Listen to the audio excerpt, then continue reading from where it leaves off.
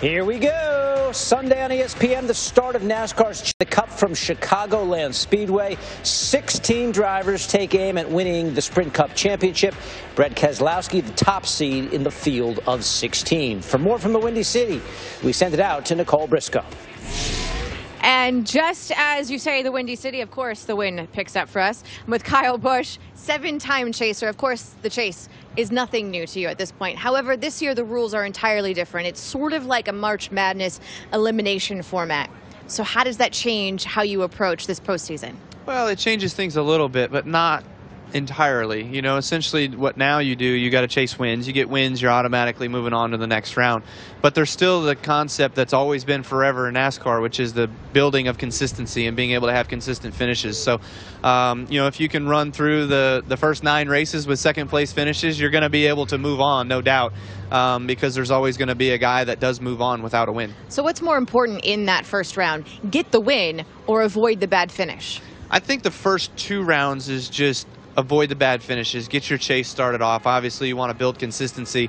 And from there, if you're finishing top 5, top 8, whatever each week, you're going to have capabilities of going for the wins for the final 2 rounds. Your chase story throughout your career has been a bit interesting. Obviously, you've gone in as the #1 seed. You've been the last guy in as well. But if you look at your average finish throughout the chase, it's 17.1, so obviously not the best. What is your biggest obstacle when it comes to this postseason?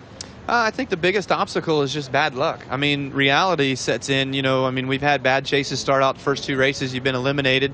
And, you know, having opportunities to win in that 3rd race at Dover, you're going to do some things that you probably haven't really done before on trying to get a victory in that race to get yourself to move on in this new format. So in the chase that I wasn't in 2012, with this current format, I would have been champion. So it depends on what all goes down and how it plays out.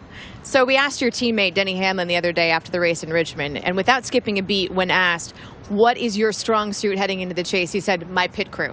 How does the 18 crew stack up to the rest of the field? I think the 18 team's right there with Denny. I mean, obviously we have a strong pit crew. I think our team, everyone at Joe Gibbs Racing, has been working really hard on building some new race cars.